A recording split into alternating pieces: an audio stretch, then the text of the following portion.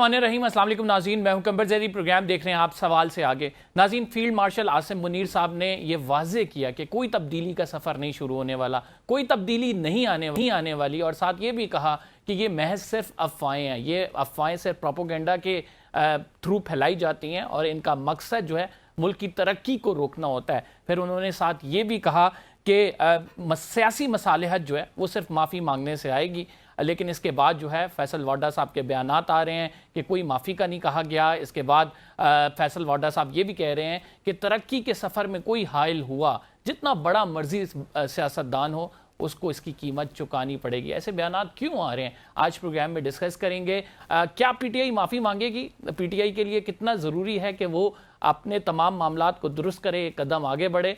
इस time PTI जो बंद गली में दाखिल है, क्या वाहिद रास्ता उसका माफ़ी है? और वाकई इमरान खान साहब जो अभी तक जिन्होंने माफ़ी नहीं मांगी है, क्या वो माफ़ी पे तैयार हो जाएंगे? इस पर भी डिस्कस करेंगे। दूसरी स्टोरी नाज़रीन प्रोग्राम में शामिल करेंगे। चीफ जस्टिस ऑफ पाकिस्तान की ज़ेर सदारत अदालती पॉलिसी साज कमेटी का इजलास हुआ, इसमें बड़े अहम फैसले लिए गए हैं। एक दफ़ा फिर जजेस की मराद जो हैं बढ़ा दी गई हैं, और इसके साथ जबरी गुमशुदगी जो की जाती है 24 घंटे के अंदर किसी को अगर जबरी तौर पर गुमशुदा किया गया उसको प्रोड्यूस किया जाएगा अदालत के सामने, मजिस्ट्रेट के सामने। इसके साथ गैर मुतल्लिका दबाव जो अदलिया पर डाला जाता है, जजेस को अगर कोई प्रेशराइज करता है तो 15 दिन के अंदर ये कार्रवाई मुकम्मल होगी, 24 घंटे के अंदर ये रिपोर्ट दर्ज होगी। इस पर भी आज बात करेंगे। नाज़रीन, हमें ज्वाइन किया अली ज़फ़र साहब ने, सीनियर रहनुमा है पीटीआई के। बहुत शुक्रिया सेनेटर अली ज़फ़र साहब। क्या देखते हैं, माफ़ी की बातें हो रही हैं, सियासी मसालियात तभी मुमकिन है जब माफ़ी मांगी जाए। डू यू थिंक के पीटीआई माफ़ी मांगेगी या इमरान खान साहब माफ़ी मांगेंगे? जी देखिए, ये बात पहले भी हो चुकी है। पहले भी ये मुख्तलिफ एक ऑफर्स आए थे कि माफ़ी मांग लो, मुख्तलिफ गुफ्तगू हुई थी इसके ऊपर। तो बड़ा वाज़े तौर पे इमरान खान साहब ने इसको डिनाई कर दिया था और कहा था ये नहीं हो सकता। माफ़ी का तो मतलब ये होता है कि आप इतराफ़ करें जुर्म का। वो सुप्रीम कोर्ट के सामने भी पेश हुए थे एक बार, और वहाँ भी उन्होंने कहा था कि देखें, जो इश्यूज हैं, अगर आपको किसी ने जुर्म किया है तो आप ले आएं, सीसीटीवी ले आएं, एक आज़ाद कमीशन बिठा दें, उसमें जो भी मुलव्वस होगा वो माफ़ी क्या, उसको बल्कि सज़ा भी दें। लेकिन जिसने कोई जुर्म नहीं किया वो क्यों माफ़ी मांगेगा? तो मेरा ख्याल है ये एक नॉन स्टार्टर है। इससे कोई मज़ीद आगे मुझे नहीं नज़र आती कोई ऐसी बात के कोई मुज़ाकरात हो सकें इस पॉइंट पे। ये तो तरीक़ेकार इसका ये है, अगर कोई मुज़ाकरात या कोई डायलॉग या कोई मुकालमा करना है तो पहले आपको ये एक्सेप्ट करना पड़ेगा कि आपने गलत मुकदमे बनाए हैं। आप सियासी कैदियों को छोड़ें, एक माहौल बनाएं, और माहौल बनाने के बाद आप बात करें कि चलें अब बैठ के बात करते हैं, बातचीत करते हैं, मुकालमा करते हैं, डायलॉग करते हैं। ये नहीं हो सकता कि आप एक तरफ अपना जुल्म भी करते रहें और उसके साथ ये भी डिमांड करें कि जी कोई बातचीत हो या माफ़ी हो।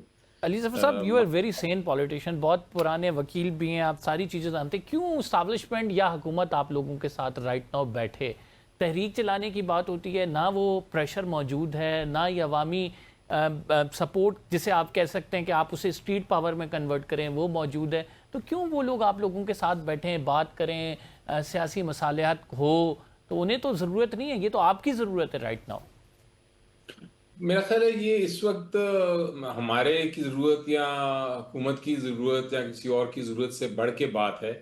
इस वक्त ये नेशनल इशू है, ये कौमी इशू है। हमारे सामने टेररिज्म है, दहशतगर्दी के मसाइल हैं, हमारे सामने मईशत के मसाइल हैं, हमारे सामने ये अब फ्लड्स आए हुए हैं जिसमें जाने जा रही हैं, कीमती जाने जा रही हैं शहरियों की। बहुत सारे और इश्यूज हैं। इंडिया के साथ हमारा जंग का क्राइसिस चल रहा है, कोई पता नहीं क्या आगे चल के होता है। हमने अपने आप को मजबूत करना है, तो ये सियासी जो एक माहौल है कशीदगी का, जिसमें एक पार्टी जो है वो दूसरी पार्टी के ऊपर जुल्म सितम कर रही है, मेरा ख्याल है वो जमहूरियत को भी कमज़ोर कमज़ोर करता है, और ये जो मसाइल हैं सामने उसको भी हल नहीं करता। तो ज़रूरत मेरा ख्याल है मुल्क और कौम को है किसी पॉलिटिकल पार्टी या शख्सियत से ज्यादा। आप समझते हैं ये बर्फ़ पिघलेगी? क्योंकि दोनों साइड पे आप जो बात करें कि ये नॉन स्टार्टर है, आपने अगर माफ़ी की बात पहले कर दी है तो ऐसा नहीं होने लगा, क्योंकि आपको याद है उमर अता बंदियाल साहब के दौर में जब वो गुड टू सी यू वाला मामला चला था तब भी माफ़ी की बात हुई थी। स्टिल फ्रॉम दैट अभी तक यही मुतालबा है माफ़ी का। तो अगर ये नॉन स्टार्टर है, फिर क्या ऐसी चीज़ हो जो कि बर्फ़ पिघले आप दोनों के दरमियान? जी, जिस तरह मैंने कहा कि मेरी नज़र में अगर आप हुकूमत की तरफ देखें तो पहले हुकूमत का ये फ़र्ज़ होगा कि वो एक माहौल ऐसा क्रिएट करें जिससे आगे किसी किस्म की बात हो सके, क्योंकि इस वक्त तो बिल्कुल डेडलॉक है। हुकूमत क्या कर सकती है? हुकूमत सबसे पहले तो सबसे आसान काम जो उनके पास है कि जो सियासी कैदी हैं, जो वर्कर्स को पकड़ा हुआ है सिर्फ एहतजाज करने पे, जो जो लोग हैं जो जो अपना कौमी और आईनी और कानूनी हक इस्तेमाल कर रहे हैं इजहार राय का, उनको जो पकड़ा हुआ है, ये सारे उनको छोड़ें तो एक माहौल क्रिएट होता है कि हाँ हम एक बात करें। सख्तियाँ जो हो रही हैं, जो गैर कानूनी सख्तियाँ हो रही हैं, उनको कम करें, सेंसरशिप को ख़त्म करे। ये सारी चीज़ें कोई एक क्रिएट होगा एटमॉस्फेयर, तो फिर हम शायद आगे चल सकें। और लेकिन और उसके आप बगैर ये समझते हैं कि वो एटमॉस्फेयर अनकरीब क्रिएट होगा, या आपको लग रहा है कि अभी ऐसा ही चलेगा, मुमकिन नहीं है कि सब कुछ हो? जी देखिए, होने को तो ये एक दिन में भी हो सकता है, ना होने को ये नहीं भी हो सकता, तो इसलिए ये प्रिडिक्ट नहीं किया जा सकता कि माहौल है कि नहीं फिलहाल। Let's talk about some statements जिनके क्लू कुछ मिलते हैं, वो उन क्लूज के हवाले से आपसे बात करूंगा। फैसल वाडा साहब कहते हैं कि किसी ने भी अगर तरक्की की राह में रुकावट बनने की कोशिश की, जितना बड़ा सियासतदान हो, उसे हम नहीं छोड़ेंगे, उसे रगड़ दिया जाएगा, ये अल्फाज इस्तेमाल करते हैं। फिर जो है वो मोहम्मद अली दुरानी साहब कहते हैं कि नवाज शरीफ के अक्सर जो है अहम मामलात में पेन अपने पास रखते हैं, और अभी भी एक अहम मामला आने वाला है, उन्हीं के पास पेन है। फिर इसको मज़ीद अगर लोगों से रिलेट करें तो ऐसा लगता है कि हुकूमत कुछ ना कुछ कहीं ना कहीं गड़बड़ का शिकार है। आज इसहाक डार साहब ने कहा कि अभी तक हमें 26वीं आईनी तरमीम हजम नहीं हुई, आप 27वीं की बात कर रहे हैं। जी, ये तो यकीनी बात है कि हुकूमत जो है वो परेशान है, और उन्होंने ये भी शायद उनको फीलिंग हो रही है कि पीपल्स पार्टी जो है वो अब इक़्तिदार में आना चाहती है, और हुकूमत ये वाली जा रही है। इस किस्म की हवाएं जो हैं वो गर्दिश कर रही हैं, और उनके पीछे हो सकता है कोई इंफॉर्मेशन भी हो, या हो सकता है कोई सच्चाई भी हो, लेकिन यकीनी तौर पे परेशान तो वो नज़र आते हैं। और इस वजह से परेशानी की वजह से ये जो आपने चीज़ें बताई वो इंडिकेट भी करती हैं कि वो ऐसी गुफ्तगू कर रहे हैं, ऐसे बयानात दे रहे हैं। लेकिन मेरी नज़र में मैं पर्सनली बिलीव करता हूँ, मुझे यकीन है कि ये हल जो है इस सारे मामले का सियासतदानों ही नहीं किसी तरह निकालना है पहले, और फिर आगे बात बढ़ सकती है। लेकिन उसके लिए हुकूमत, जिसके पास हुकूमत है, वो सबसे पहल करनी उनको पड़े, फिर हो सकता है कि हम आगे चलें। ज़रूरी है, कभी ये नहीं कह सकता, कोई भी नहीं हतमी तौर पे कह सकता कि कभी भी डायलॉग नहीं होगा। हो सकता है आगे जाके मुज़ाकरात हों, कोई दरवाजे खुलें, लेकिन इस माहौल में जो आजकल है, मेरा ख्याल है जहाँ बयानबाजी भी इतनी होती है और एक्चुअल तशद्दुद होता है, हकीकत में तशद्दुद होता है, बहुत सारे केसेस हैं। अब आपके प्रोग्राम में क्या जिक्र करना है इस वक्त, आपको भी पता है। तो वो जब तक ये नहीं निकलेंगे और ये चीज़ें को ठीक नहीं किया जाएगा, तो आप ये नहीं कह सकते कि हम ताली बजाएं, ताली दो हाथों से बजती है। ऐसे ही है बिल्कुल। आप किसी को मारी जाएं और दूसरे को कहें ठीक है हम मार रहे हैं, साथ साथ आप हमसे बात भी करें, मईशत पे बात करें, टेररिज्म पे बात करें।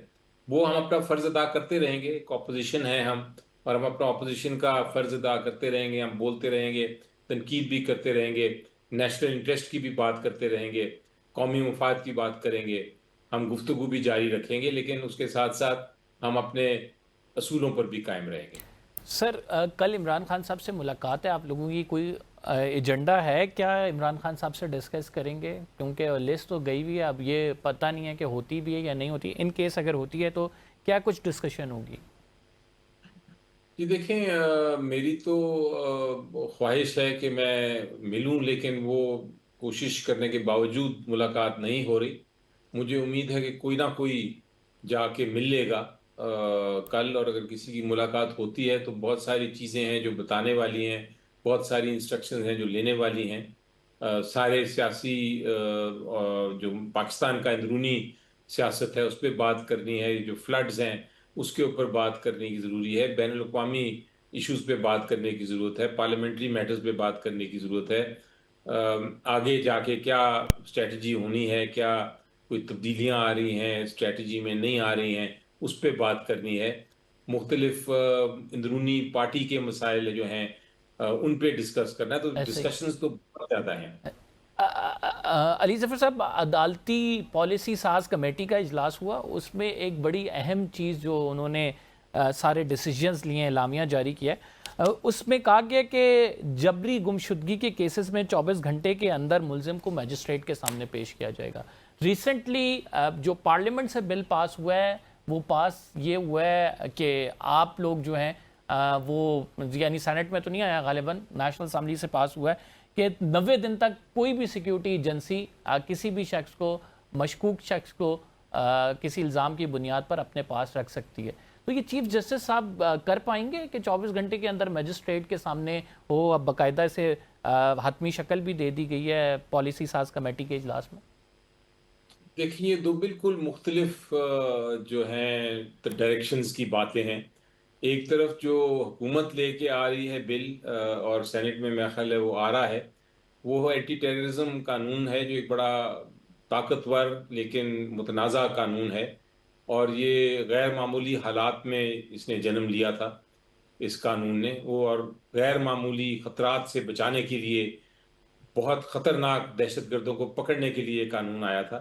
लेकिन साल साल से ये कानून जो था, ये इसको इस्तेमाल किया जा रहा है सहाफ़ियों के खिलाफ, सियासी कारकुनों के खिलाफ, और जो आम लोग हैं जो अपना हक़े मुखालफत इस्तेमाल कर रहे हैं, वो उनके खिलाफ किया जा रहा है इस्तेमाल। तो मेरी राय में ये हुकूमत तो उसमें तरमीम, इस खतरनाक, इस ताकतवर कानून में तरमीम लेके आ रही है कि आप 4 महीने 3 महीने तक आपको बंद रखें एक एसएचओ के कहने पे, ठीक। और अदालत तक ना जा सकें। तो ये एक तरफ हुकूमत तो ये कर रही है, और ये जो दूसरी तरफ जो अदलिया क्या कर रही है वो भी हमारे सामने है। क्या अदलिया के करिए भी कि के आपको इंसाफ के तकाजे और रूल जी ऑफ लॉ के तकाजे पूरे करने हैं। आप किसी को नहीं रख ठीक। सकते, आइन की खिलाफ वर्जी होगी अगर आप किसी को जेल में किसी भी वजह के बगैर, किसी भी रीजनिंग के बगैर रखें। तो ये दोनों तरफ का एक एक तजाद तसादम। है जो कि हमने आवाम के सामने भी रखा। बहुत शुक्रिया अली ज़फ़र साहब। नाज़रीन हमारे साथ मौजूद थे, अपनी राय कर रहे थे। प्रोग्राम में एक छोटा सा ब्रेक ले रहे हैं।